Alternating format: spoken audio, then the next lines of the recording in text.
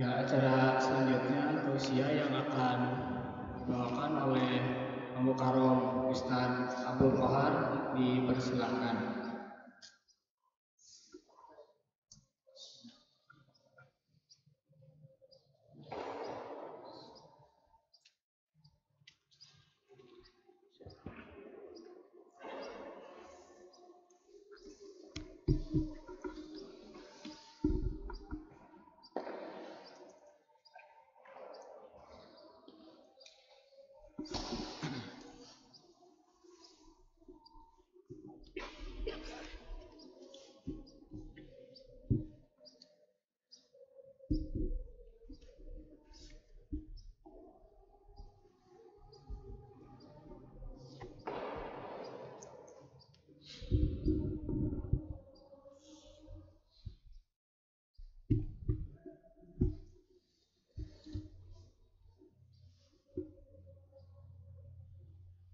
Bismillahirrahmanirrahim.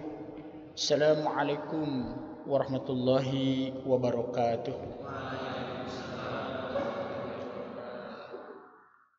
Alhamdulillahi rabbil alamin. Wal aqibatu lil muttaqin. Wala udwana illa 'alal zalimin. Wa qala Allah ta'ala fil Qur'anil Karim. A'udzu billahi as-sami'il 'alim minasy syaithanir rajim. Bismillahirrahmanirrahim. فإذا قضيتم الصلاة فاذكروا الله قياما وقعودا وعلى جنوبكم فإذا اطمأننتم فأقيموا الصلاة إن الصلاة كانت على المؤمنين كتابا موقوتا.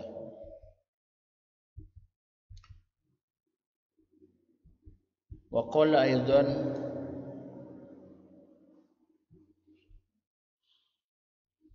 واستعينوا بالصبر والصلاة فإنها لكبيرة إلا على الخاشعين. Sadaqallahul azim. Hadirin sahabat yang dimuliakan Allah Subhanahu wa taala. Alhamdulillah, dengan izin Allah Subhanahu wa taala di pagi hari ini kita bisa bertemu di mata hati kita di kajian Ta'lim Hayatan Thayyibah ini. Mudah-mudahan pertemuan kita dan hadirnya kita di pagi hari ini menjadi wasilah Allah Subhanahu wa taala mengampuni dosa-dosa kita. Allah merahmati kita dan Allah Subhanahu wa taala menjadikan kita hamba-hamba yang soleh munggu Allah Subhanahu wa taala. Kemudian salawat dan salam semoga senantiasa tercurah kepada baginda Rasulullah Nabiullah Muhammad sallallahu alaihi wasallam, keluarganya, para sahabatnya, dan tentu kita semuanya umatnya. Mudah-mudahan di yaumil kiamat kelak kita mendapatkan syafaatnya Rasulullah sallallahu alaihi wasallam. Yang saya hormati Al-Mukarram Ustaz Zainal Arifin selaku Wakil Bidang Kurikulum, kemudian Kiai Mulia Koordinator Bidang Pesantrenan, dan antum sekalian para calon pemimpin bangsa, para calon imam dan penegak kokohnya agama Islam di bumi ini. Insyaallah Allah sayangi dan Allah berkahi, dan kita tentu berharap dari Hayatan Thayyibah ini lahir generasi-generasi Qur'ani yang mencintai Islam, yang istiqomah dalam memperjuangkan nilai-nilai Islam dan bisa menebar kebaikan dengan nilai-nilai Islam. Amin ya Allah ya rabbal alamin. Sahabatku sekalian yang dirahmati Allah, di pagi hari ini insyaallah kita akan sedikit sharing terkait dengan persoalan-persoalan sholat. Sebagaimana kita ketahui bersama, ada banyak hidayah yang Allah karuniakan kepada kita. Yang pertama ada yang disebut dengan hidayatuddin, hidayah agama, yang disebut juga oleh sebagian ulama hidayatul asas, karena ini adalah pokok.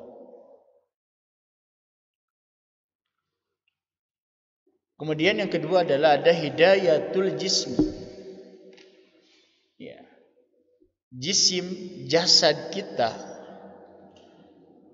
tubuh kita, panca indera kita ini adalah merupakan hidayah dari Allah Subhanahu wa taala. Kemudian yang berikutnya adalah ada yang disebut dengan hidayatul aqli, akal yang Allah karuniakan kepada kita manusia, yang membedakan manusia dengan makhluk-makhluk lain. Bahkan menjadi kunci kemuliaan manusia ketika manusia mampu mengelola akalnya dengan baik, mencerdaskan akalnya dan memanfaatkan akalnya dengan baik. Kemudian yang berikutnya adalah ada hidayatul Quran. Nah, hidayah-hidayah ini kalau kita pahami, kita dalami, kita resapi, dan kita amalkan, maka akan sampai pada tujuan hakiki kita, yakni mengenal Allah, ma'rifatullah. Melalui potensi keagamaan, keyakinan yang Allah sudah baiat terhadap ruh-ruh manusia pada saat dalam ruh, jelas telah mengenalkan kita dengan siapa Tuhan kita. A'udzubillah, alastu birabbikum qalu bala syahidna.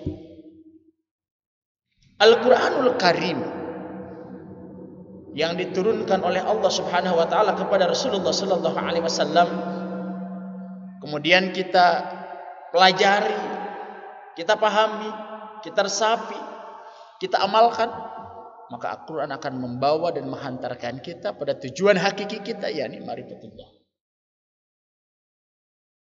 Begitupun dengan panca indera kita. Ibda bin nafsik, mengawali dari keagungan Allah yang Allah ciptakan.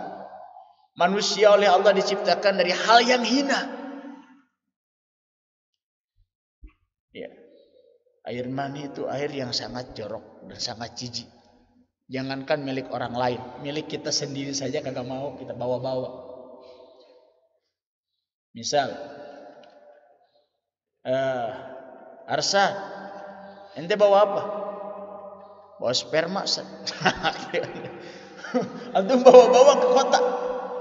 Dan cenderung orang karena jijiknya ingin segera mencucinya. Dan aromanya sangat buruk gitu. Dan Allah ciptakan kita dari benda yang seburuk itu, yang sehina itu. Sampai pada makom yang sangat mulia.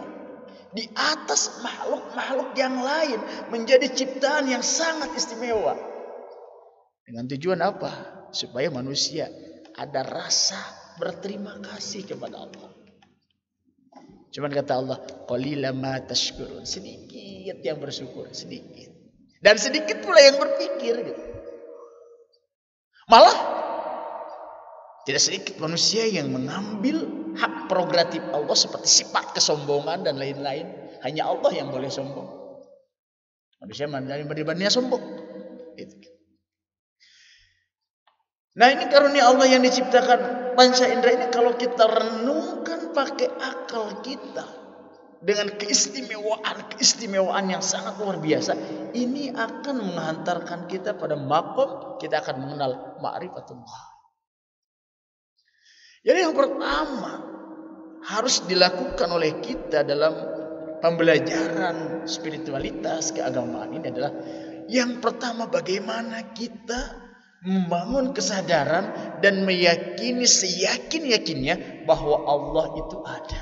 Dan itu bisa kita lalui melalui proses hidayah yang telah Allah karuniakan kepada kita. Nah, di kajian ini, wabil khusus saya secara pribadi akan lebih mengedepankan pada aspek akal. Dalam artian ingin sedikit menggunakan akal dalam memaknai dan mendalami hakikat keagungan Allah Subhanahu wa taala, sehingga dengan merasionalkan semua aspek itu mudah-mudahan kita semakin terbangun kesadaran. Ada kesadaran akli, kemudian ada kesadaran batini hati kita padu menjadi sebuah kekuatan keyakinan yang benar. Misal sholat. Mengapa sih orang begitu susah sholat? Kalau saya lihat antum sekalian jauh lebih disiplin makan siang setelah sholat Jumat ketimbang sholat Fardu. tanpa harus dihalau-halau, tanpa harus digiring, tanpa harus dipelototin. Salam dikir sedikit, lari kencang, karena tahu, sadar dan paham makan setelah Jumat ayamnya ayam bumbu merah atau opor di tengah-tengah pada saat kita sedang lapar, perut kita membutuhkan makanan yang enak, dan ada kekhawatiran takut gak kebagian. Larinya pun kencang, sadar. Jadi manusia kalau menurut Sigmund Freud ini akan melakukan segala sesuatu pada saat dirinya itu sadar dan itu menguntungkan dirinya. Makanya manusia itu makhluk yang paling egois. Saya mau melakukan sesuatu karena ini. Nah persoalannya, sholat ini adalah segalanya.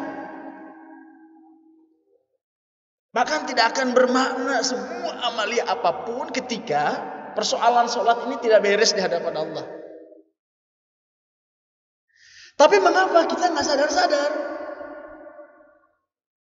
Nah maka dari itu di pagi hari ini mari kita buka akal pikiran kita, kaji dengan perspektif nalar kita. Mengapa Allah Subhanahu wa Ta'ala memerintahkan sholat? Bahkan Rasulullah Sallallahu Alaihi Wasallam sebagaimana hadis yang diriwayatkan oleh Abu Daud, as-salatu mi'rajul mu'minin. Salat adalah mi'raj, sarana naiknya jiwa menuju Tuhannya bagi orang-orang mukmin. Nah, sehingga di sini setidaknya ada 5 bahkan 6 hal yang harus menjadi bahan renungan kita. Mudah-mudahan dengan kesadaran pemahaman ini, dengan kesadaran nalar ini, tergerak hati kita untuk bersemangat melaksanakan sholat. Yang pertama, bahwa sholat ini adalah merupakan sumber inspirasi, sumber hikmah. Bahkan Abu Sangkan itu mengatakan, pada saat seseorang sedang sholat itu, Allah karuniakan hikmah, Allah karuniakan inspirasi ke dalam otaknya, ke dalam jiwanya.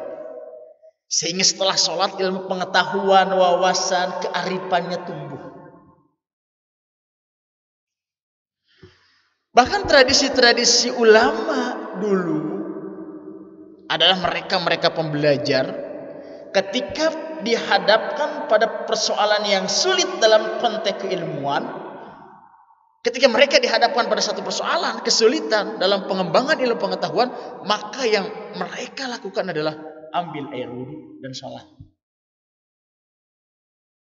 Jadi kalau antum belajar matematika, tiba-tiba pada saat pelajaran matematika ini mentok, seolah-olah pikiran kita itu nggak jalan.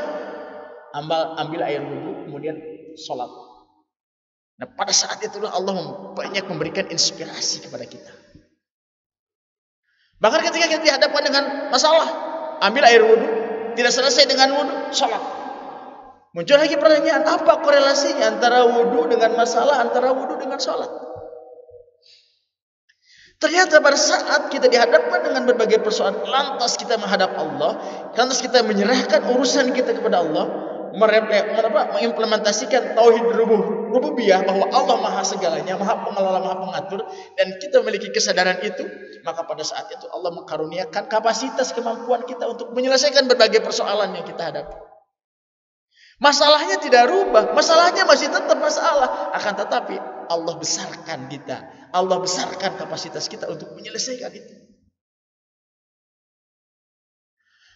Makanya manusia ini, kita ini disetting, struktur tubuh kita disetting oleh Allah itu untuk sholat.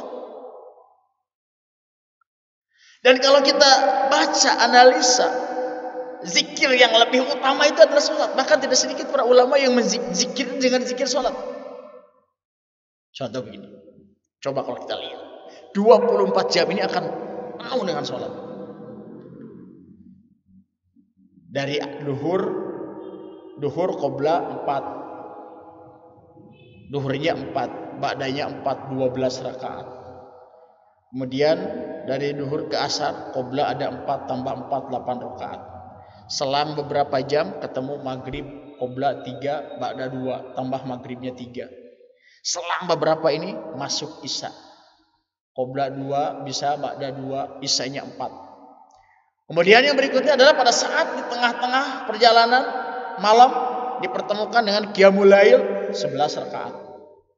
Kemudian pada saat kita dipertemukan lagi menjelang subuh, bertemu lagi dengan qobla subuh, salat sunat fajar 2 rakaat, subuhnya 2. Kemudian selang beberapa jam ada lagi salat isyraq. Kemudian selang beberapa jam matahari naik ada salat duha, 8 makan 12 rakaat. Belum salat tobat, belum salat hajat, belum salat istikharah. Ada rasa ketakutan, salat haud. Mau melakukan perjalanan salat safar. Belum lagi salat mutlak, belum lagi salat istikharah, belum lagi ada salat istisqa. Semuanya ini semua disetting oleh salat. Karena memang kita diciptakan oleh Allah untuk ibadah menyembah Allah. Salah satu bentuk ibadah kita adalah melalui salat. Jadi yang pertama, orang yang rajin sholat, orang yang senantiasa istiqomah sholat, bahkan sudah memiliki kehusuan pada saat sholatnya, maka ia akan Allah cerdaskan otak. Maka ia akan cerdaskan otak. Nah kemudian yang kedua, sholat ini adalah sebagai solusi. Bisa menyelesaikan berbagai persoalan. Itu tadi. Ini ada keterkaitannya dengan yang pertama. Maka Allah Subhanahu wa taala berfirman, "A'udzubillah wasta'inu bis-sabri was-shalah." Jadikan sabar dan salat sebagai penolong. Orang yang senantiasa istiqomah menzikirkan salat akan terlindung dari godaan setan laknatullah, akan terlindung dari kemaksiatan, akan terlindung dari perilaku-perilaku yang melanggar perintah Allah. Salat bisa menyelesaikan berbagai persoalan, menjadi sumber inspirasi. Kemudian yang berikutnya adalah mencegah dan melindungi kita dari perbuatan munkar. Kemudian yang berikutnya adalah bahwa salat ini merupakan sumber media bagaimana kita meraih ketenangan yang hakiki. Firman Allah, "Alhamdulillah ala bidzikrillah tatma'inul qulub." Hanya dengan zikir ke Allah hati kita menjadi tenang. Dan salat, as-salatu lidzikri, bahwa salat ada salah satu media eling kita, zikir kita kepada Allah Subhanahu wa taala. Mulai dari takbiratul ihram sampai salam, lisan kita tidak berhenti menyebut dan mengagungkan asma-asma Allah. Nah kemudian yang berikutnya, wan fillah rahimakumullah, yang tidak kalah pentingnya ini ternyata kalau kita membaca bagaimana Nabiullah Ibrahim alaihissalam di dalam mengelola diri dan keluarga. Ada 2 nabi yang disebut di dalam Al-Quran sebagai uswah. Satu Nabiullah Ibrahim, yang kedua Nabiullah Muhammad sallallahu alaihi wasallam. Dalam mengelola keluarga ada 2 yang menjadi catatan kita ketika kita mengambil uswah dari Nabiullah Ibrahim alaihissalam. Yang pertama, goalnya jelas. Apa goalnya? Goalnya ingin menjadikan keluarga ini keluarga yang soleh, turunan yang soleh, kemudian menjadi imam bagi hamba-hamba Allah yang bertakwa. Maka tingkat kesolehannya pun juga pada posisi, pada makom yang paling tinggi. Sehingga diungkapkan dalam doa-doa beliau, "Alhamdulillah Rabbi habli minas solihin." Dia meminta anak, meminta keluarga yang soleh. Rabbana hablana min azwajina wa dzurriyyatina qurrata a'yun waj'alna lil muttaqina imama. Nah kemudian untuk mencapai tujuan itu, untuk mencapai kesalehan itu, apa yang dilakukan, apa yang dipinta oleh Nabiullah Ibrahim alaihissalam terhadap Allah Subhanahu wa taala? Yang beliau minta adalah kita bisa melihat di dalam doanya berikutnya yang Allah abadikan di dalam Al-Quran dengan kalamnya. A'udzubillah, Rabbij'alni muqimas sholati wa min dzurriyyati rabbana wattaqabbal du'a. Nabi Allah Ibrahim alaihissalam sangat menyadari untuk menghadirkan generasi yang soleh, anak yang soleh, keluarga yang soleh, turunan yang soleh, istri solehah.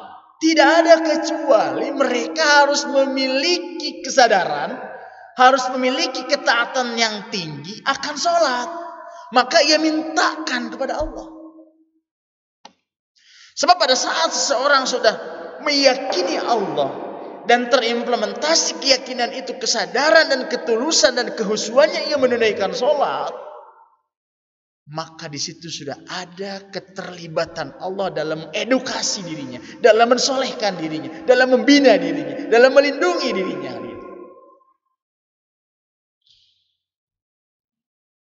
Maka kita pun sekarang bisa dilihat,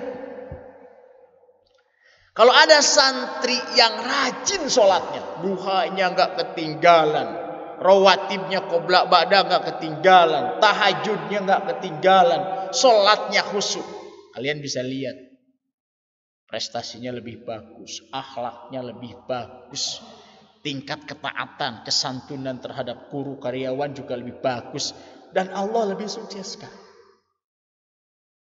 Tapi silakan lihat santri di antara kalian yang susah diatur, bangun sulit, naik ke kelas sulit, guru lagi menerangkan tidak mau menyimak. Kemudian cek sholatnya, rukunya kagak benar, sujudnya apalagi, berangkat ke masjid ngasal, pakaian tidak pernah diperhatikan kebersihannya, wudunya tidak pernah serius, dan setan senyum melihat seperti itu. Gagal sudah, pintunya satu. Makanya benar kata Kiai Haji Hafidz Sudrajat LC, semuanya akan selesai ketika kalian sukses memanage sholat. Dan sebaliknya kegagalan kita hari ini adalah Masya Allah tabarakallah. Silahkan dilihat orang yang lebih rajin. Saya pernah suatu ketika sholat Jumat di Salman ITB. Kalau di sana kan jam 11 itu shop 1, 2, 3, 4, 5, 6, 7 itu udah penuh. Kemudian di samping saya ada orang yang mengerjakan rumus-rumus entah matematika atau fisika, saya nggak tahu. Yang jelas dia terus belajar di masjid itu sambil menunggu datangnya waktu Jumat. Kemudian sekali-sekali dia ambil mushaf dan baca Al-Quran. Belajar lagi, ambil Al-Quran, belajar lagi. Kemudian saya teringat di generasi awal kejayaan Islam itu, kalau antum sekalian tahu kenapa Islam jaya 600 tahun menguasai peradaban dunia sampai semua orang Eropa, Amerika, Jepang, China semuanya tunduk dan belajar kepada Islam. Karena mereka sangat mencintai dan mengagumi ilmu pengetahuan. Bahkan dalam satu riwayat yang mengarang buku itu dikilo. Misal Rehan nulis buku tentang agama seberat 100 kilo, maka antum dihargai dengan 100 kilo emas. Jadi memotivasi bagaimana supaya ilmu pengetahuan. Dan di situ dijelaskan tradisi mereka dengan ilmu pengetahuan itu kalau nulis sampai berlarut-larut malam berhari-hari, kemudian otaknya itu stuck gitu, tidak bisa berpikir gitu. Maka mereka ambil air wudhu, kemudian sholat dan menangis pada Allah, meminta inspirasi. Dan di TB ini nilai-nilai itu mulai ditanamkan. Subhanallah, makanya ITB menjadi kampus yang sangat luar biasa. Karena berawalnya dari situ. Jadi antum sekalian jangan terlalu jauh dulu kemana segala macam, bereskan aja itu. Apalagi santri rukunya nggak benar, sujudnya nggak benar, menghadap Allah nggak serius gitu. Udah begitu malas-malas dan lain-lain, bahaya itu. Silahkan antum cek. Yang berhasil, yang berprestasi dari Hayatan Thayyibah kemarin sempat dirilis dan sekarang bertambah. Ada banyak santri Hayatan Thaibah yang tidak saja diterima di PTN tapi mendapatkan PTN lebih dari satu. Diterima di UGM, diterima di ITB, diterima di UI, diterima di ITB, di UGM, diterima di Undip, diterima di UPI, ya semuanya. Dan lihat catatan mereka, bukan mereka pemalas, bukan mereka pembangkang. Tapi mereka adalah orang-orang yang senantiasa istiqomah, terutama menjaga kesungguhan dalam menunaikan sholat. Ini yang paling. Bahkan Syekh Qaradawi itu menggambarkan begini. Kalau di sebuah yayasan, ini ada karyawan. Misal salah satu karyawan itu namanya Ajra. Ajra tahu posisinya ia sebagai karyawan. Ia diangkat, di SK-kan, kan diberikan tugas.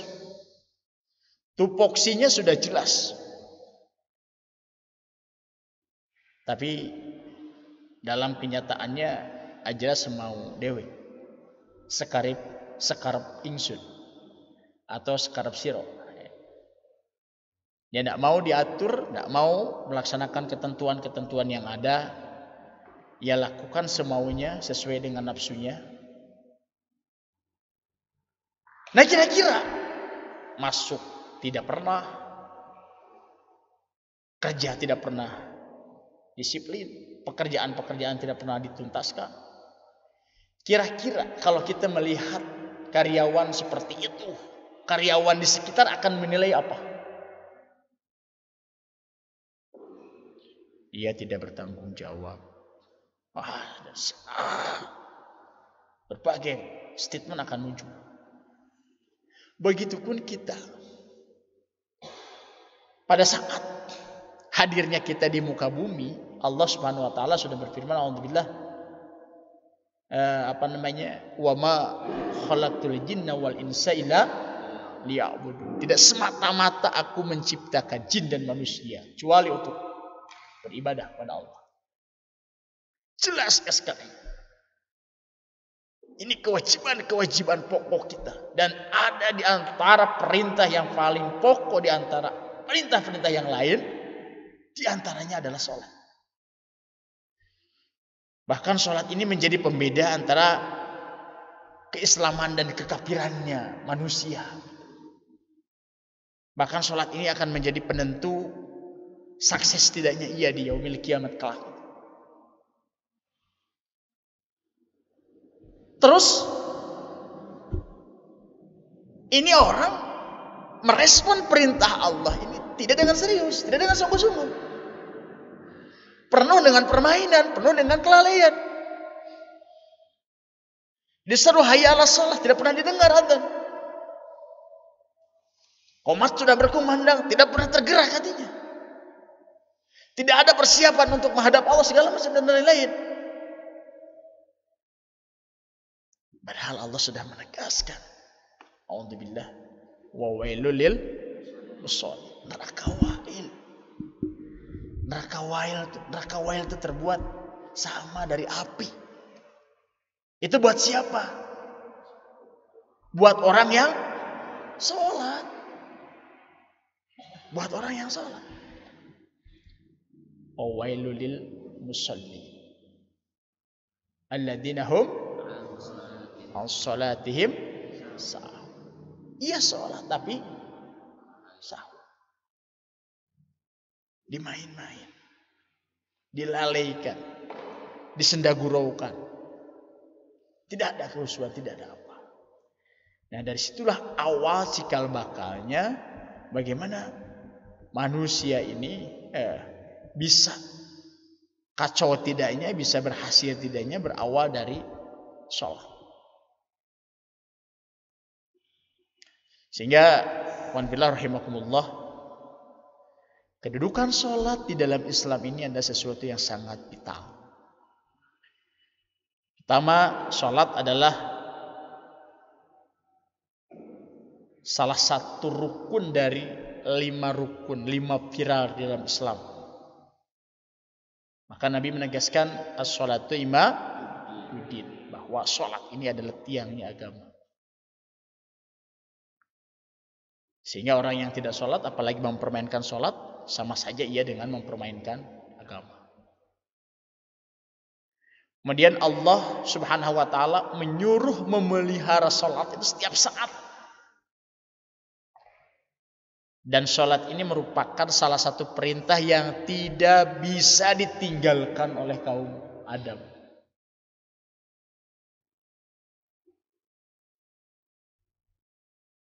Kemudian yang berikutnya juga bahwa sholat ini adalah perintah yang memiliki kepastian dan ketentuan-ketentuan yang pasti. Jadi alal mu'minina kitaban mawquta, waktu yang sudah terdefinisi dengan jelas kapan waktu duhur, waktu asar, waktu apa. Bahkan kalau digali lebih dalam lagi ternyata ada keterpautan, ada keterkaitan dengan pergeseran bumi. Jadi lintasan sholat 5 waktu, kumandang azan ini kalau dibedah gitu. Manusia mengumandangkan adzan ini di seluruh bumi ini tidak pernah putus 24 jam. Jam segini di sini terus.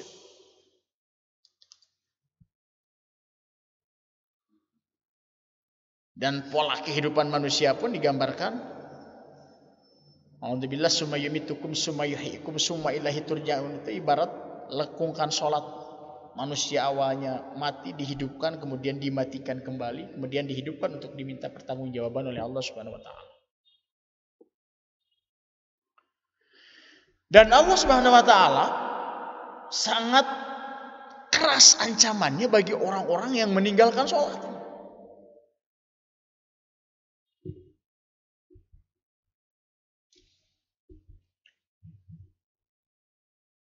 Seperti sahabat Nabi Umar bin Khattab, Abdullah ibnu Mas'ud, Abdullah ibnu Abbas, Mu'ad bin Jabal. Demikian juga menurut Imam Ahmad bin Hanbal.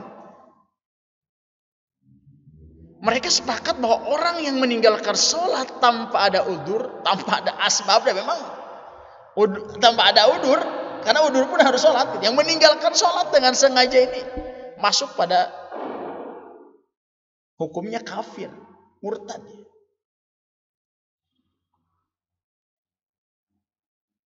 Sedangkan menurut jumhur ulama bahwa orang yang meninggalkan sholat dengan tidak mengingkari kewajibannya tidak membuatnya kafir, akan tetapi fasik yang disuruh bertaubat, dan jika tidak mau bertaubat maka dihukum mati, bahkan kafir murtad menurut Asy-Syafi'iyah dan Imam Malik. Abu Hanifah berkata tidak dibunuh tetapi ditakjir dan disekap, dipenjara sampai mau sholat.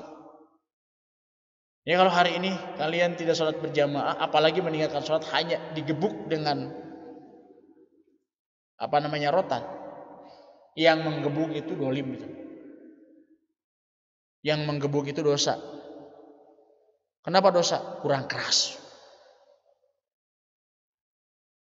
Kalau di salah satu pesantren di Kuningan, 3 kali santri tidak melaksanakan sholat berjamaah itu dipulangkan karena dia melanggar syar'i.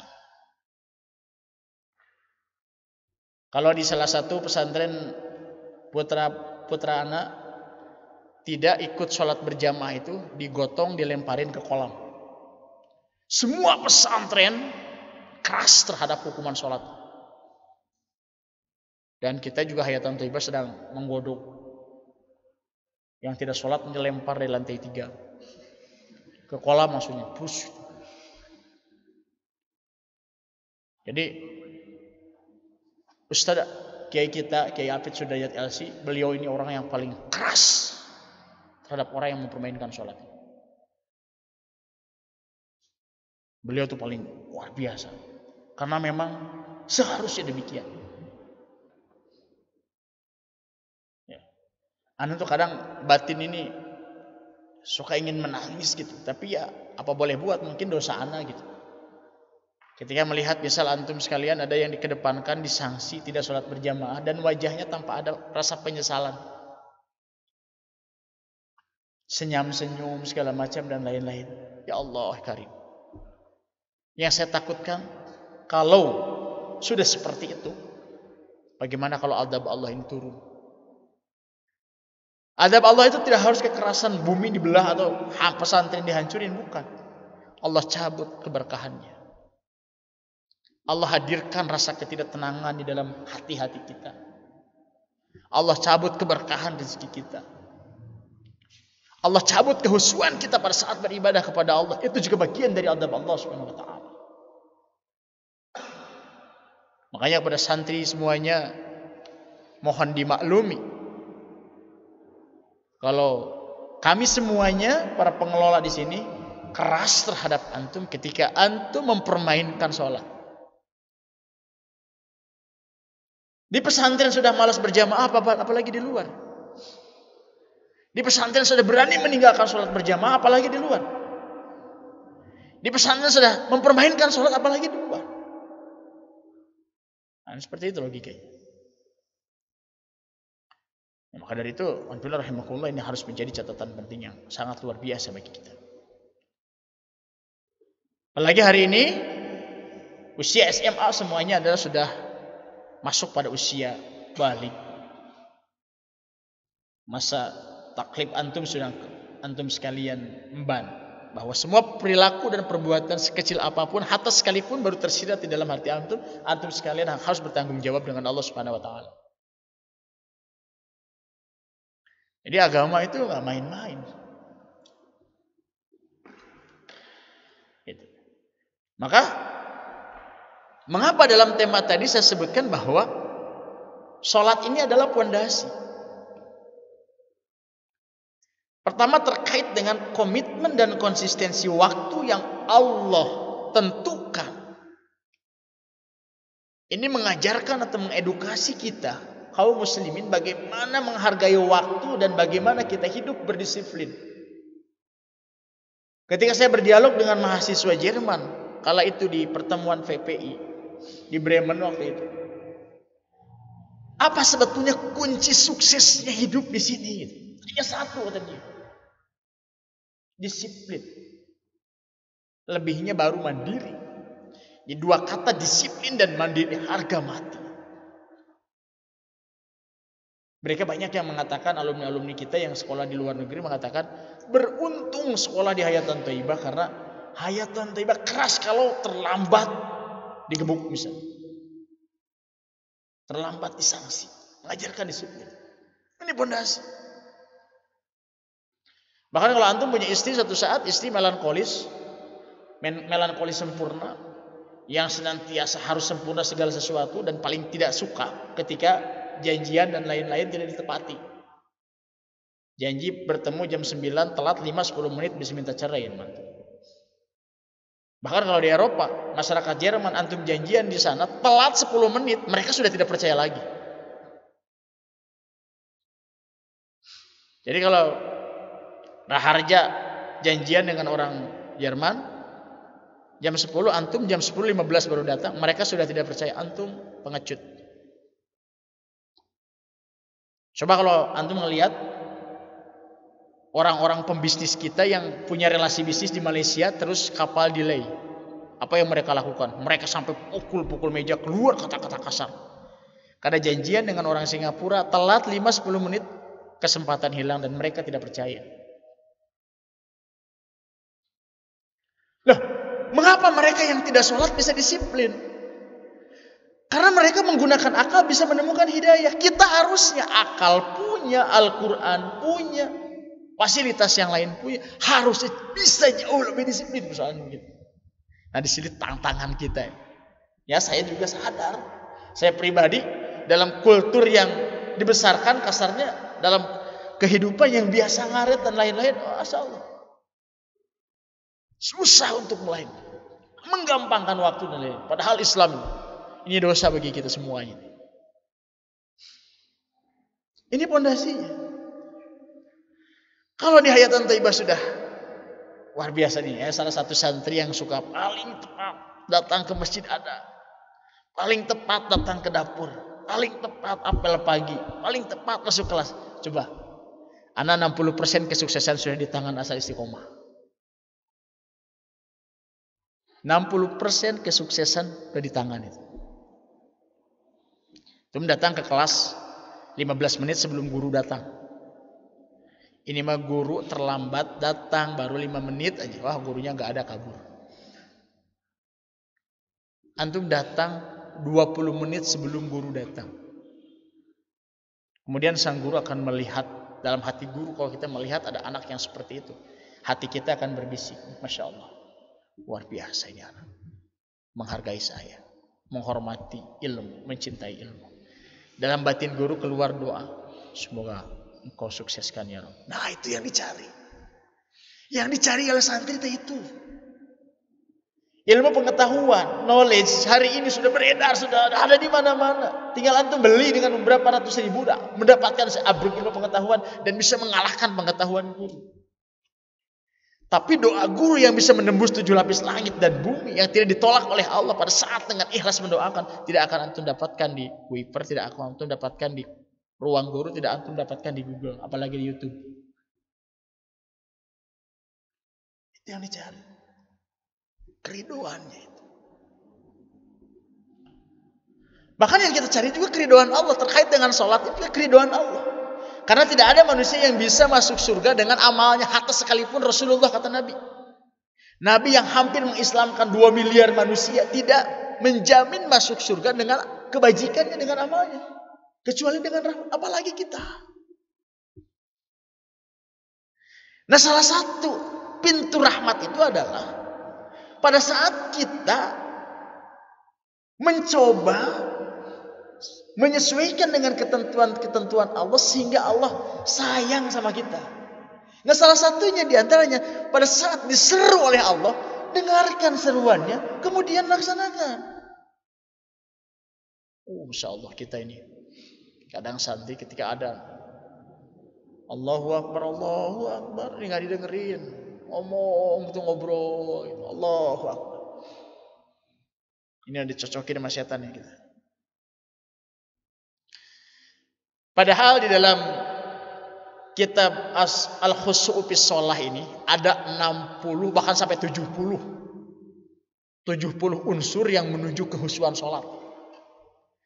Mulai dari makanan yang dimakan, pakaian yang dipakai, langkah kita, wudhu kita, termasuk juga mendengarkan adzan dengan baik, itu bisa mempengaruhi kehusuan sholat kita.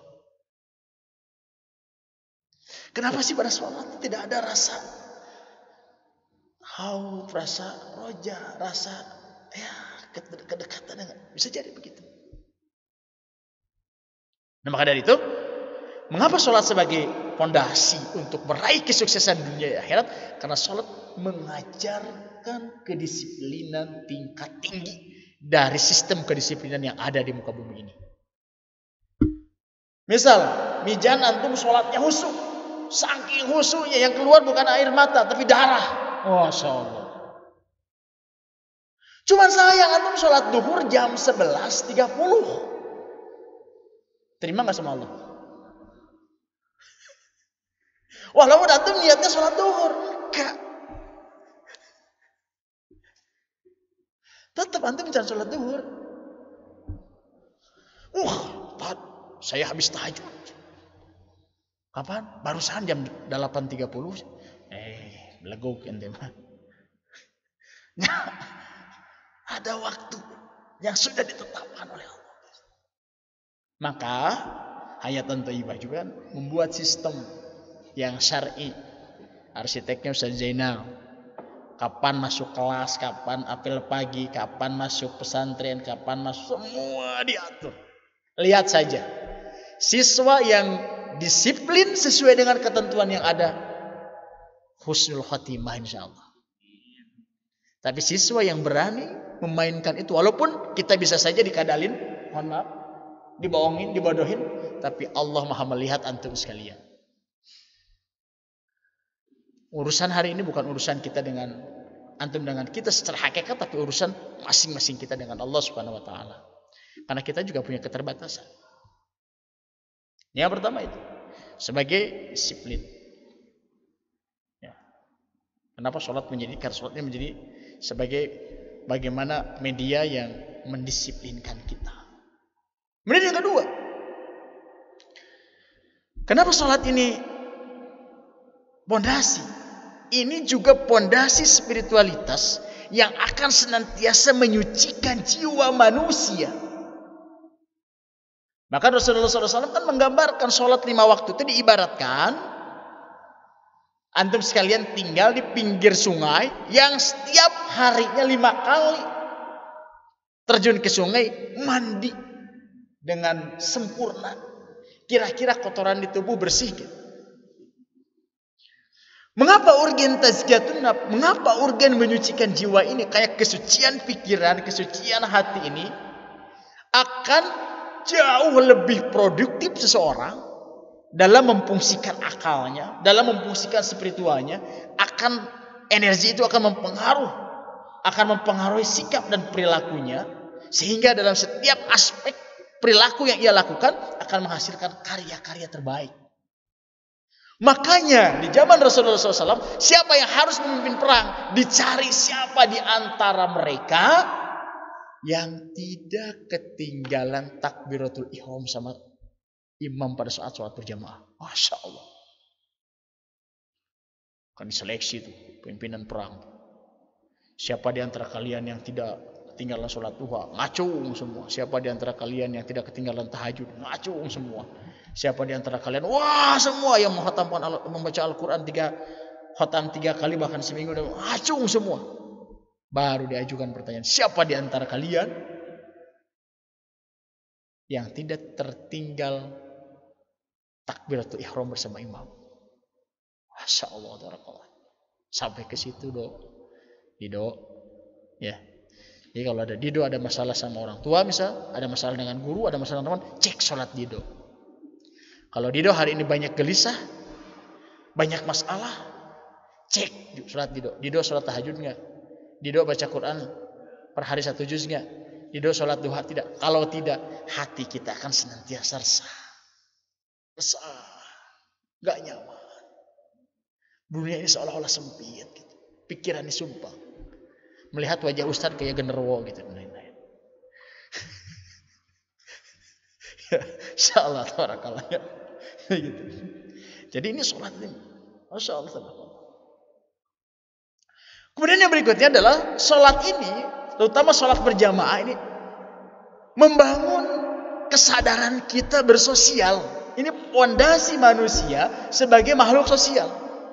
Apalagi di sosiologi kan belajar hakikat manusia sebagai individu, belajar hakikat manusia sebagai makhluk sosial atau kelompok, dan mengkaji manusia bagaimana berinteraksi antara satu sama lain di tengah-tengah masyarakatnya. Sholat ini edukasi kepada kita, mengajarkan kepada kita bagaimana roh dan jiwa sosial itu tumbuh. Ya. Nah kemudian selain itu juga sholat ini itu tadi bisa menjadi kerangka dan bingkai dalam kehidupan kita. Tidak akan ada orang yang korupsi, tidak ada orang yang zina, tidak akan ada orang yang mabuk, tidak ada orang yang saling membunuh pada saat ia senantiasa benar sholatnya. Misal Andi, khusyuk sholatnya. Kalau menurut ada sebagian ulama mengatakan salat khusus sholat itu ada 3. 1 dirindukan, yang kedua pada saat sholat yang dibaca tahu artinya, kemudian yang berikutnya adalah yang terakhir ia senantiasa dirindukan apa artinya, kemudian yang berikutnya adalah menjaga keistiqomahan pasca sholat. Jadi bagaimana merawat nilai-nilai sholat di luar sholat. Misal Andi sholat zuhur qoblanya 4 rakaat, ambil yang besar, walaupun had akwanya 2 rakaat, semuanya juga ada hadisnya. Badannya 4 rakaat, zuhurnya 12 rakaat, 12 kali ruku, 12 kali sujud. Jiwanya silatun, nyambung dengan Allah, mi'raj ruhnya. Setelah sholat ada rasa keagungan, ada rasa ta'lim, ada rasa ketakutan, ada rasa kehampaan, ada rasa kerendahan. Dia seolah-olah ada dalam pengawasan Allah Subhanahu wa ta'ala. Maka setelah keluar dari duhur, mungkinkah Andi akan menyolong, akan korupsi, akan melakukan kemaksiatan apapun dan lain-lain? Tidak, karena dia merasa. Tiba-tiba setan mempengaruhinya, menggodanya sampai pada saat jam 2 menjelang jam 3, kolap pikiran Andi, rasa Andi, saya harus ngambil uang perusahaan untuk keluarga dan lain-lain. Tiba-tiba Allahu Akbar, bertemu lagi antum dengan Allah. Menghadap lagi jiwamu, mi'raj lagi jiwamu, merasakan kehinaan, merasakan kehampaan, merasakan dalam pengawasan. Maka menjauhilah niat buruk itu, godaan-godaan setan laknatullah ini. Lari, terbirit-birit karena terusir dengan kedekatan kita dengan Allah. Maka soleh lagi lah Anda. Tiba-tiba dari asar menjelang maghrib jam 5.30, setan masuk lagi. Sekarang yang menggodanya adalah setan, rajanya setan, di antara para setan. Iblis lah pangkatnya. Mata hati Andi tertutup, otaknya tertutup, sehingga harus korupsi nih. Wah. Tiba-tiba Allahu Akbar, maghrib. Datang lagi maghrib. Dekat lagi datang. Maka kalau sholat dilakukan dengan baik, ini akan membiasakan kita dengan kebajikan, membiasakan kita dengan kesolehan, dan mendekatkan kita dengan Allah Subhanahu wa ta'ala. Yang pada akhirnya betul kata Allah, inna sholata tanha anil fahsya'i. Itulah hadirin yang dirahmati Allah, sebagai pengantar ini, penantar. Kalau antum ingin meraih sa'adatud darain, kebahagiaan dunia dan akhirat, maka pertama yang harus diperhatikan, diperbaiki, ditingkatkan kapasitasnya, ditingkatkan kualitasnya adalah sholat. Sukses sholat, sukses dunia akhirat insyaallah. Insyaallah nanti kita juga akan mengadakan pelatihan sholat khusyuk, diundang di sini. Mulai dari sekarang baca rukun sholat, sunnah sholat, makruh sholat, yang membatalkan sholat, filosofi sholat, pengetahuan tentang sholat. Kita harus kaya dengan itu. Perbaiki itu dulu. Sekali lagi, kesuksesan kita akan berbanding lurus dengan seberapa sukses kita menunaikan sholat kita. Mudah-mudahan Allah Subhanahu wa ta'ala senantiasa merahmati kita semuanya. Dan Nabiullah Ibrahim alaihissalam tidak meminta apapun kepada Allah untuk anak-anaknya dan keluarga selain meminta supaya mereka menjadi ahlus shalah. Wa bij'alni muqimma sholati wa min dzurriyyati rabbana wa taqabbal du'a. Itulah hadirin yang dirahmati Allah.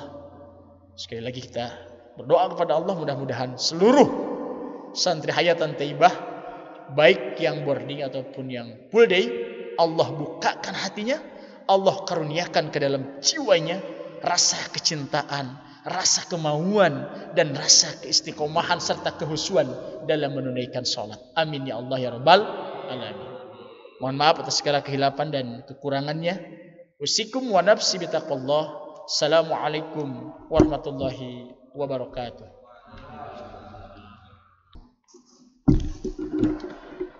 Terima kasih kepada Mukarram Ustaz Abdul Qahar. Tak terasa acara demi acara telah kita lewati.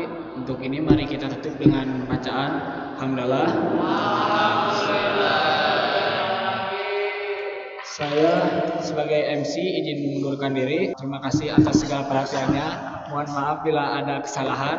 Wabillahi taufiq wal hidayah. Wassalamualaikum warahmatullahi wabarakatuh. Waalaikumsalam.